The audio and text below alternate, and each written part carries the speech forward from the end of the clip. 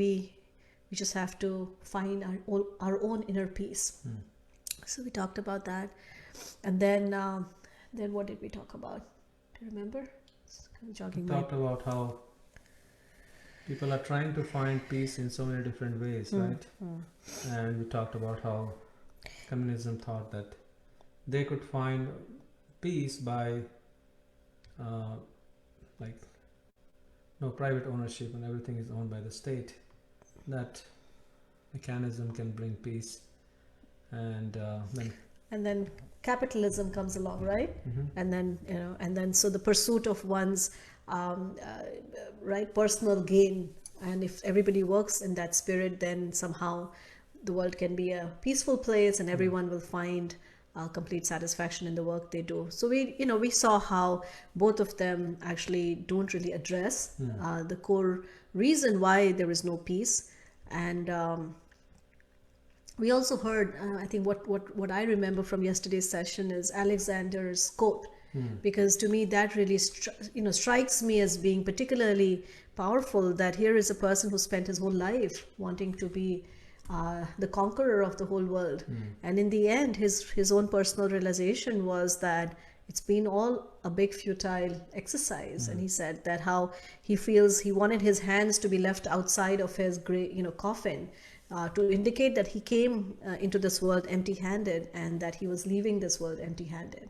So the reason why we looked at that was because sometimes people think that if I can just create my own little universe, if I can be the master of everything that I survey, then I can perhaps be peaceful and I can be happy. And we all, in our own little way, we try to create that environment where we think that if I can just control my life situation, then I can be peaceful. Today what we are going to look at is the opposite end of the spectrum, where somebody might think, well, there is no way that I can actually ever become peaceful in this world. So, we read from the Bhagavad-Gita also, right? How the earth, she's laughing at everyone and thinking, what a futile attempt, just like what Alexander was saying. And so that there is that aspect of peace. And then the other end of the spectrum is where people feel that, no peace possible. This whole world is just this horrible place where it's constantly anxiety and stress. So let me just walk away. And so this is our great story. The fox walks into the vineyard and looks at all these grapes, juicy grapes, sweet juicy grapes, and she tries to jump and get them, and after repeated attempts she doesn't get them, so she kind of satisfies herself by walking away and saying that the grapes are sour, so anyway there's no point getting them. So we all know the story. So that's kind of how sometimes even as people living in this world, we may want to just reject this whole world. In fact, there's a whole philosophy like that, which is also part of the tradition, which is neti neti, which means not this, not this. So you go through the entire this whole world and all the different ingredients, and you say, this is not real, this is not real, so I give it all up, and this is not real, and also this is not of any value. And so here is something that we wanted to share, even though it's a very beautiful thing. Hey, what is that? Oh, sorry about that. I don't know what happened. Can you just move on? That was so funny. So even though this is actually, I just wanted to put this in context, that even though this is actually a very beautiful tradition within the Buddhist faith, where they actually make this very big beautiful mandala, and you'll be able to see it now, how intricately it's done, and at the end they kind of just destroy the whole. They don't even wait for it to be seen by others. Yeah, they just completely destroy it, because they just to show that how everything is actually temporary in this world. And so also to develop that sense of detachment and renunciation in themselves. Yes, that I should not get attached to if I create something beautiful. Very nice. Yeah, so we'll watch that.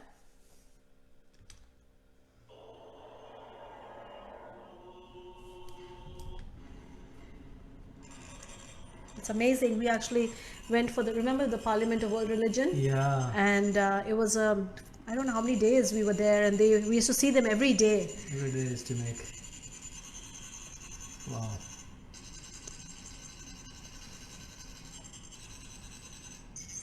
Is that moving the sand? No. The sand is trickling down. Yeah. The rubbing actually helps them. Yeah. So they work 40 hours and then now you can see they're destroying it.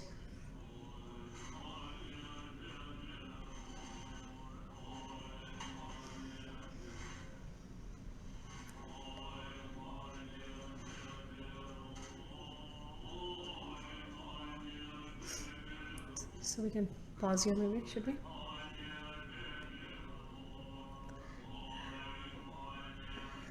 So it symbolizes impermanence, the nature of life. So sometimes we think that we all know that life is impermanent, and so this might be another way that sometimes we may try to find peace. And it does to some extent. I mean, we do find that when we understand the impermanent nature of this world, then it's that much less disturbing to us.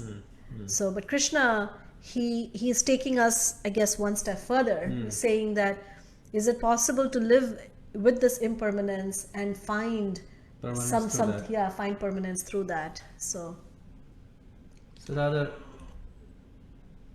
we already discussed this one. So I guess this is another.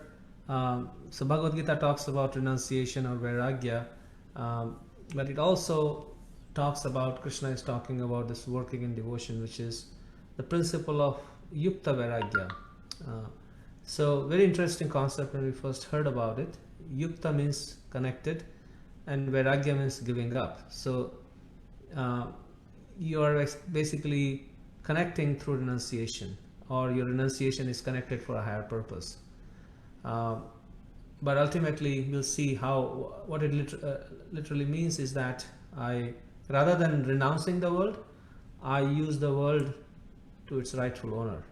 So using everything that is there in this universe, not as my property, but because like one of the things that is spoken by our teacher Prabhupada is that this renunciation of this world is sort of like us walking into one of your homes and going that I renounce your chair, and I renounce your car, and I renounce your house, and then your obvious question to that would be, it wasn't yours to begin with. So where is the question of renunciation? So in the same way, what is recommended in the process of bhakti. So there are, like we described, many different paths. So in the path of bhakti, the kind of renunciation that is recommended is called yukta vairagya.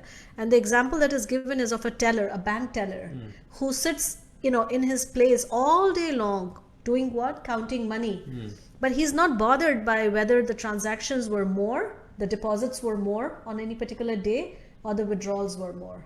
And right? But at the same time, he's very careful about that money. It's not that he's careless, and his focus is to deposit the money correctly into the hands of the rightful owner, which is the bank. And if he doesn't, then he's in trouble. Yeah.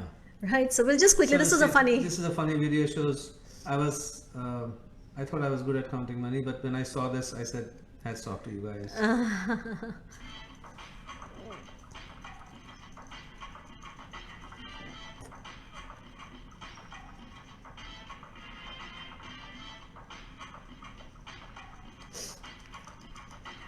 How do you even count like that?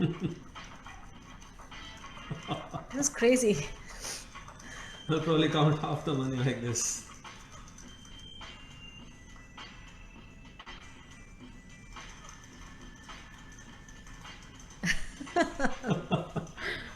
Let me stop here.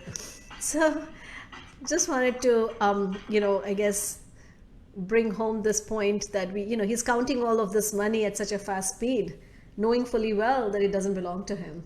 And right? It's like the money just passing through his hands, and that's how life is. And every resource that we get in our life is actually passing through our hand. We have the opportunity to either keep it in our pocket or pass it along to the rightful owner.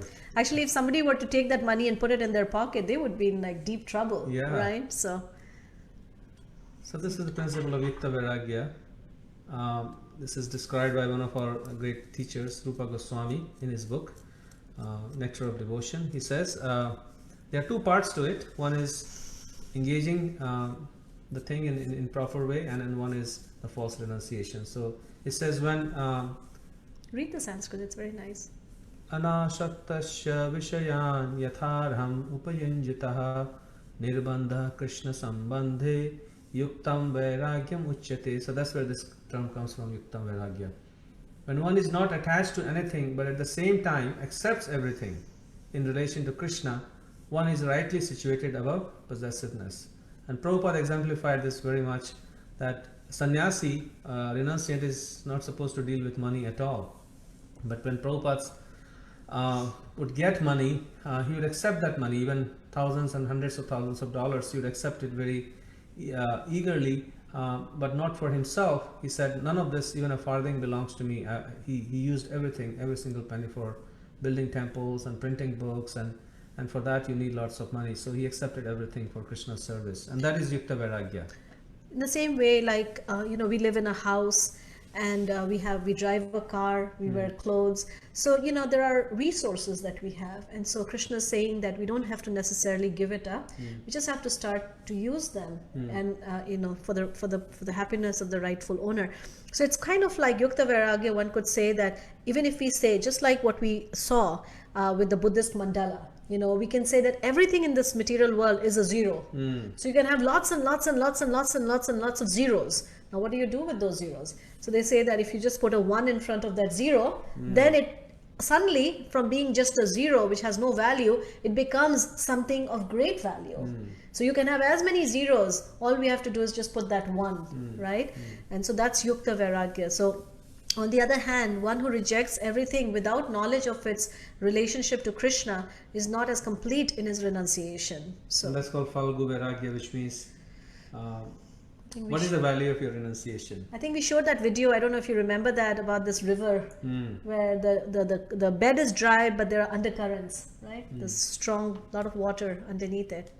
So I guess in one sense there is a penalty for not uniting the things to the rightful owner, because that renunciation actually doesn't really evoke that full connection with the Supreme. It's just you're rejecting something, you're not really connecting it. Yeah, it's a negative way of always living in a kind of a space where I can't touch this. I can't touch this. I can't deal with this, right? I cannot connect with this. But in yoga means to connect. So how do we connect with matter? And so we don't want to just disconnect from matter. We rather want to connect with matter in a way that also becomes a form of yoga. Yeah, like if you find something in the house and you never try to find out who it belongs to, the son or the daughter or whoever, and you just throw it in the trash can. And then everybody's unhappy. Why did you throw it in the trash can? I was looking for it. So it's the same thing. I mean, we can attest to that right now. Like, we, our son Nima, he just went off to college. And so, he, just before he left, he bought a car. And and so we are using that car while he's away in college, right? And so when we sit in that car, we are that much more careful. Generally when we when we were just driving, both our cars actually were totaled. So when we're sitting in the other car, we weren't as conscious. But now when we get in this car, that we have to keep it clean and not throw any water bottles on the floor. Yeah, nothing, it's just so particular because he's going to come back, So that's the idea that, when we see everything in relationship to Krishna, then everything is taken care of. And that is actually counterintuitive, because a lot of times people, especially people in India, they have this misconception that if you become a spiritualist, then you will suddenly become very callous towards family, towards things, towards your job. Yeah. Right? You'll suddenly become irresponsible, when it's actually the opposite. And another example that we often talk about is how a friend is going on a vacation and they have a plant and they give it to you, that take care of my plant, then you're extra cautious to make sure that the plant doesn't die, because if it dies, then you indicate our negligence. So it's the same principle. So Krishna, we have looked at so many different ways of people have been trying to find peace, but peace is kind of elusive, because we are trying to try to find peace in an external way, and finally Krishna kind of shares a secret to real peace in the end of 5th chapter. And this verse is Bhoktaram Yagya Tapasam Sarvaloka Maheshwaram Suhridam Sarvabhutanam Yatva Mam Shantim Richati. A person in full consciousness of me, knowing me to be the ultimate beneficiary of all sacrifices and austerities. So that is Bhoktaram, means beneficiary, Yagya Tapasam, so of all the sacrifices and austerities. Sarvaloka Maheshwaram, which is the supreme lord of all the planets and demigods, Sarvaloka. and the benefactor and well-wisher of all living entities. Suhrida Sarva Bhutanam. Yatva Mam Shanti Vachin. So one who knows this in truth, in a realized way, attains peace from the pangs of material miseries. So this was Prabhupada, he would call this the peace formula. And so we'll try to unpack this a little bit more, that what does it mean? Because all the work that we do, there has to be someone who is the beneficiary of that. And when we consider ourselves to be the beneficiary, then we always find ourselves getting frustrated, right? And so, and who does it all belong to? So let's get into it, and then we'll maybe, if there's something that we haven't covered, then we'll cover it. So this is an example of peace, a very simple thing that, say, if you take a pebble and you throw it in a pond or a lake, then if you throw it in different places, each circle will have its own center point, right? And so all of these circles will clash with each other. So if different people are, say, if there are 10 people throwing stones in the pond, everybody throws in different place, their circles will collide with each other. But over here you can see, when you have one center point and everyone is working around that, then what happens is that there are beautiful circles which are not in collision with each other. So this is used to indicate that when everyone has the same center point of wanting to live for the pleasure of the Supreme Lord, then there can be people with great differences. And Prabhupada was actually, if ever you guys get a chance to go to Mayapur, for example, which is the birthplace of Lord Chaitanya, every year it's like a gathering of United Nations. You have people from all over the world. In fact, I was just thinking that we have these two teachers. One is from Germany and the other is of Jewish background. And the one from Germany, his father actually served I think under Hitler or something like that. Yes. And so, these two devotees, they were sharing that under normal circumstances, they would not even talk to each other. But here they are, just hugging each other, the best of friends. And how is that possible? That's only possible on a spiritual platform. So when our center point is our spiritual connection, then even though there may be so many differences on the bodily platform, but we are able to find that unity, right? That peace and that connection, because we are situated no longer on this artificial platform of bodily differences.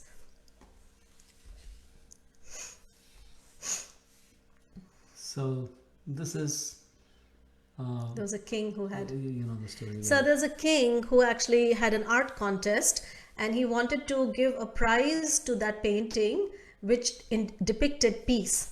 And so so there were two paintings that were brought. There were many, so he had two, and he had to decide between these two. So one painting was like this beautiful sunset, and the sky is just really beautiful, and everything is peaceful, and calm, and just you would think that would be the best candidate for getting the prize. And there was this other painting where the clouds were all dark, and it felt like there was this this big thunderstorm that was going to come, and then the water, as you can see, this big avalanche of water that is falling, and it's creating this dark, gloomy kind of a painting. But in the midst of all that, if you can see here, there is this tiny little bird who's sitting in her nest, and you don't see it here, but in the story she's actually feeding her baby, and completely oblivious to the surrounding, which is actually right in the middle of a storm. And so the king actually gave this painting the prize for the best painting that depicts peace. So the idea being that peace is not the absence of storm, but rather peace is being able to find shelter in the midst of a storm, just like this bird is able to find that shelter. And that's what Krishna is revealing in that Bhoktaram Yagatapasam verse. And that is actually the reason why the Bhagavad-Gita is spoken on a battlefield. Because many times people ask this question, why a battlefield to speak about karma and yoga? Because, if you can be peaceful on a battlefield, you can be peaceful anywhere. And life is nothing less than that, right? Many times it seems like we are right, in the midst of so many great storms. And Prabhupada, this is another verse from Chaitanya Charitamrita, the life history of Lord Chaitanya, where another aspect or another way of looking at peace is defined, that it says, Krishna Bhakta Nishkama Ateva Shanta Bhukti Mukti Siddhi Kami Sakali Ashanta. Because a devotee of Lord Krishna is desireless, he is peaceful. Fruitive workers desire material enjoyment, jnanis desire liberation, and yogis desire material opulence. Therefore, they are all lusty and cannot be peaceful. So, I guess the secret is being free from material desires. And that's the formula for peace. As long as we have any kind of material desires, either for sense enjoyment or even liberation, or desiring material siddhis, yogic siddhis, they will all produce a disturbance in our mind. The chitta, like there are vrittis. Yeah. These are like vrittis in the chitta. Yeah, right? even if you get them, you will be not peaceful. Like there was this very powerful king, or Hiranyakashipu, and he became the most powerful person in the universe because he got boons from Brahma that he can control material nature pretty much, and he had everybody under his control. But yet he was not at all peaceful. He was very disturbed all the time because of his senses were not controlled.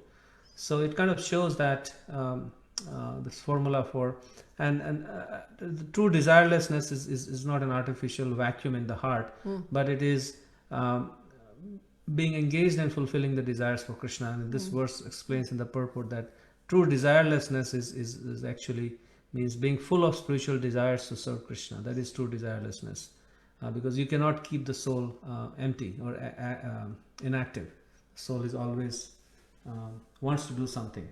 Isn't there something like an experiment where, say, you have a cup with ink, some like water with ink, and you want to fill it up with water, with milk? You just keep pouring the milk, right? And then the ink will slowly go away. Yeah, the ink will slowly go away. So we cannot live in vacuum. We have to find spiritual desires that can fill up our heart. And this is again another very famous verse from Ishopanishad. We can recite this together. It's actually a classic verse. And this relates to Krishna's point that he's the owner of everything.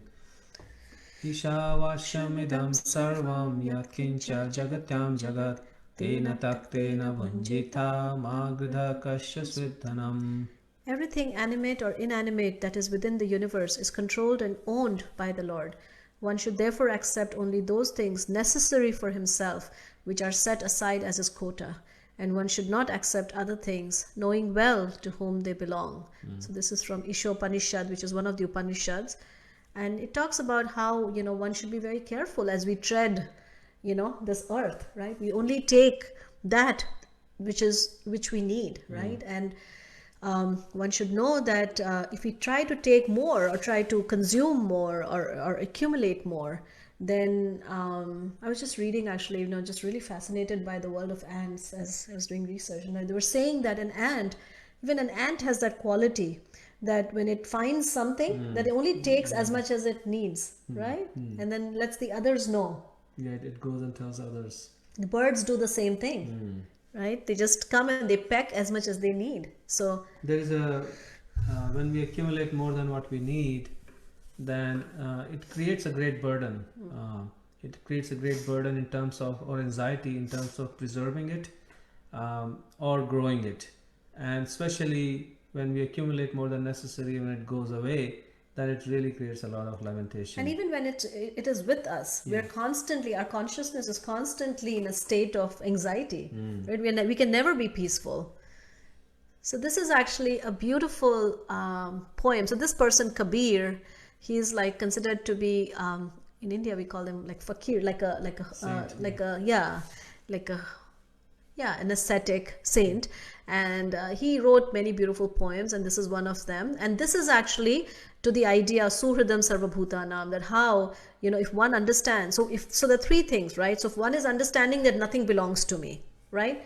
And then you say, all right, then what do I do with everything? So the second point is, everything should be done for the pleasure of Krishna, for the Supreme Lord, because he is the real beneficiary.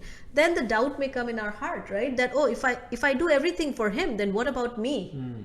Right? So the third thing says, well, he is your best friend, and so if he's your best friend, then, whatever you need and much, much more will be taken care of you. You don't have to strive separately for your happiness. And so you're sitting in a wagon being drawn by a horse whose reins you hold. there are two inside of you who can steer, though most never hand the reins to me. So they go from place to place the best they can, though rarely happy. And rarely does their whole body laugh, feeling God's poke in the ribs. If you feel tired, dear, my shoulder is soft. I would be glad to steer a while. So it talks about, the presence of the super soul within the heart who, so when we are traveling in this body, there are actually two of us inside. And most of the times, right, we keep the control in our hand. We don't want, this other friend to hold the reins. And so, so this in this prayer, in this poem, Kabir is saying that, if you feel tired, he would be very happy to take control if you would just let him do it. And this is another beautiful peace verse that was spoken by this great devotee child called Prahlad. The story is famous for making the appearance of Lord Narasimha. So he prays to him like this, and this is something that we can pray Every day. Every day actually. Swasti astu vishwasya khala prasidatam dhyayantu bhutani shivam mitho dhiya manasya bhadram bhajata dadhoksaje aveshyatam no matirapya hetuki. May there be good fortune throughout the universe, and may all envious persons be pacified. May all living entities become calm by practicing bhakti yoga, for by accepting devotional service, they will think of each other's welfare. Therefore, let us all engage in the service of the Supreme Transcendence, Lord Shri Krishna, and always remain absorbed in thought of him. So this is from Srimad Bhagavatam 5.18.9. So this kind of reveals another aspect of attaining peace is to always think of others' welfare. And because when we are self-absorbed in our own well-being, then that always creates anxiety and lack of peace. But if you are always engaged in others' welfare or thinking of others' welfare, then everybody is pacified, and then we are able to actually bring real peace. Actually, Dale Carnegie, in his book How to Stop Worrying and Start Living, he talks about this principle that if you really want to get past one's own sadness, then one should just take up a challenge of for the next 14 days, I'm going to do something for someone, right? And so this idea is actually spoken by Viktor Frankl also, that if one can find a purpose, right? It's called logotherapy, which means that if one can find purpose, then even though difficulties will come our way, but we are able to overcome them, and not just overcome them. The great bhakti teachers, they are actually very grateful for all the obstacles. They say that any obstacle I encounter in my service to you becomes the source of my greatest happiness. So this is a very powerful way to always stay happy and peaceful. I want to go back to the original verse and bring out a few points, and then we end with this. Okay. So here in this verse, I just want to bring a couple of points here, that normally there are three things that destroy our peace or take away our peace. The first thing is, as we saw, is the desire for enjoying the senses, or the desire to enjoy this world in a material way. The second thing is our envy of others. That really destroys the peace. Always trying to be one step ahead of others, the envy. And the third thing that destroys our peace is fear, because we are always fearful. That is the nature of this material world, that we are always fearful of some harm or losing something. So each of the points that Krishna makes addresses these three basic reasons for our lack of peace.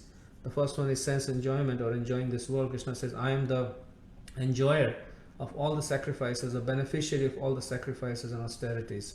So that allows us to see that, I'm trying to enjoy, but I am never able to enjoy. So there must be some other enjoyer. And if I really work for the enjoyment of that person, that supreme person, then my enjoyment is automatically taken care of. So that removes that anxiety for enjoyment. And the anxiety caused by envy is removed by envy means I don't possess something. And so when we realize that Krishna is the possessor of everything, then I don't have to be envious anymore of anybody, because nobody owns anything. Even so-called people, we think they own the whole world. Actually, they don't own anything. And the fear is taken care of by thinking of Krishna as our best friend, because when we have that powerful friend, then we don't have to fear anything. He will take care of anything. So, so with that in mind, we'll end our session with this. I also, I wanted to make another point, and I hope I can remember it. You were talking about, if it comes back, then it was a point I thought of. Beneficiary of all sacrifices, is the controller of everything.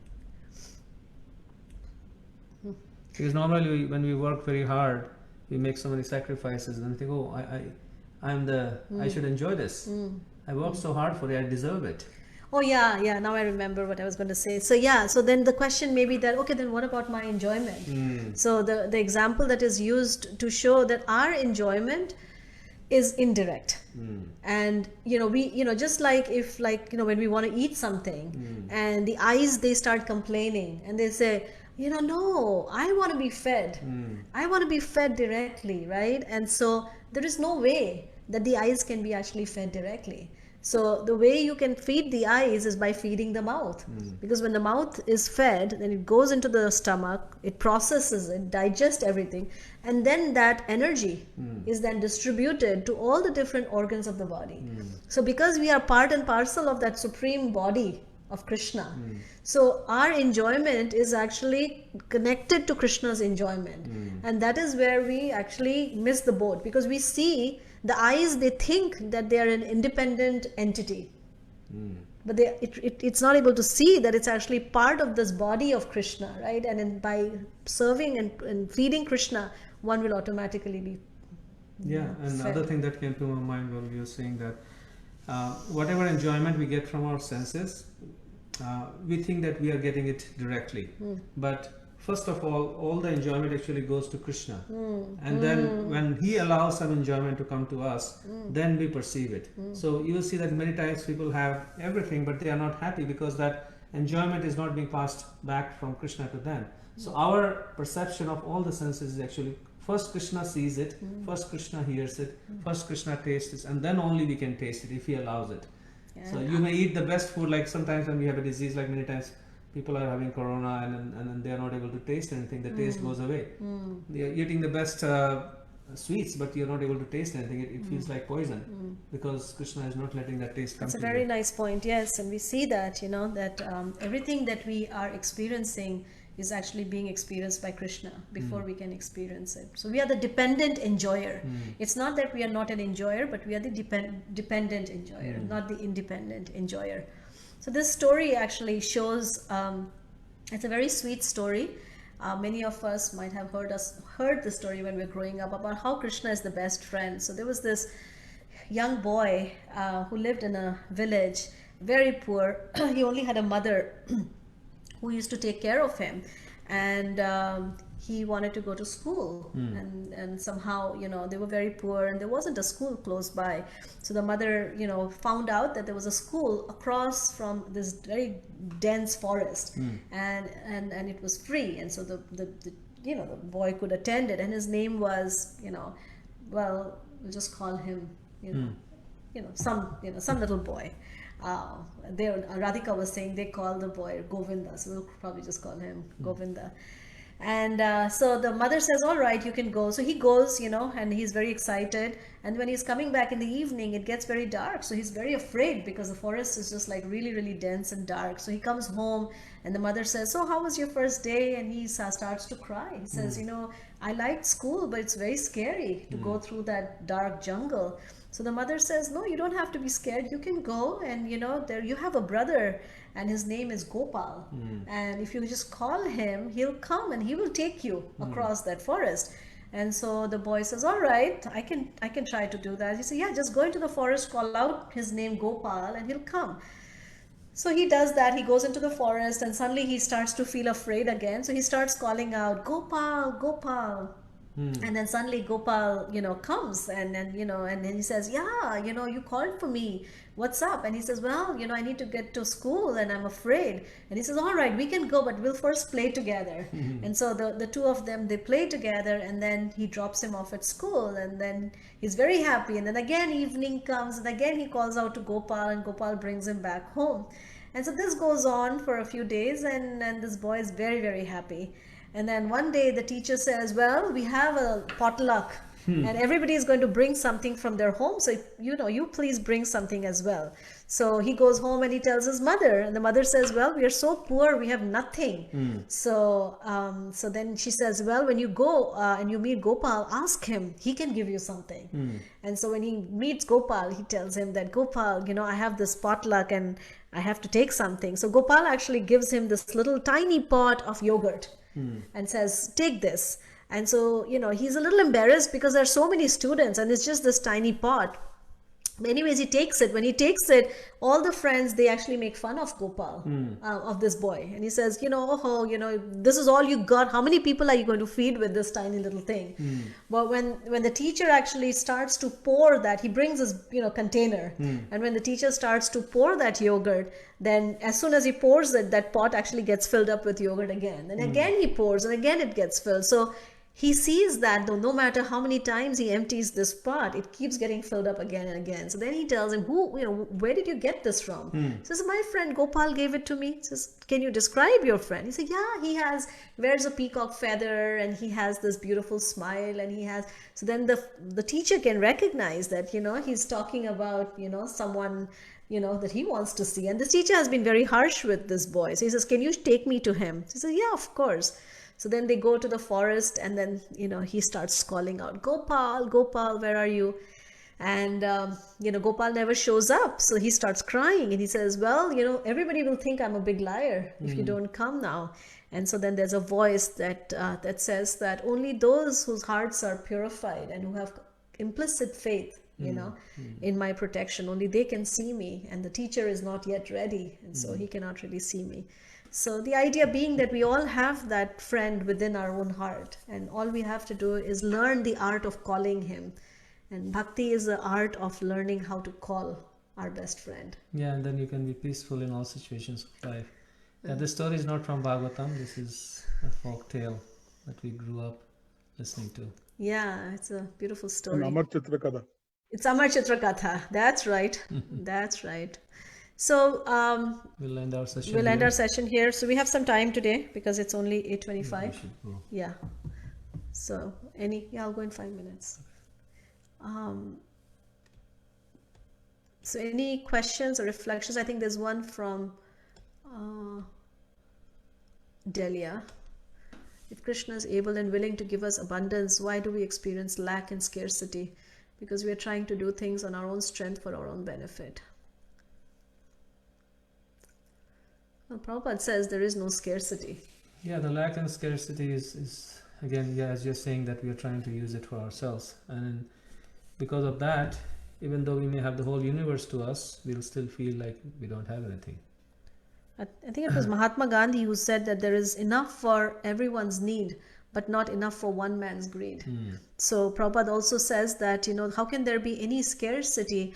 Because, who feeds the one ant? The ant eats very little, but then an elephant in Africa eats like, a ton of food. And so they're both being supplied. So, where is the question of scarcity? The scarcity is mismanagement and exploitation and greed that prevents everyone. I think there is some study like that also, where they show that if all the wealth in this world was equitably distributed, then everyone would get I don't even remember that amount, but it's like a lot of money. More than $1 million or something. Something like that. It's like a lot of money that everyone could actually live comfortably. So the problem is actually that it's inequitable.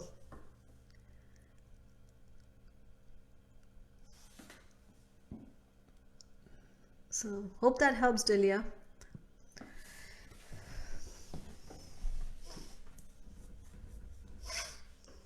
That's a nice prayer. Please take away anything that keeps me away from you. It's a very beautiful prayer. Yeah, that's what I saw. We don't understand that question. Please, more light on circle made on one place.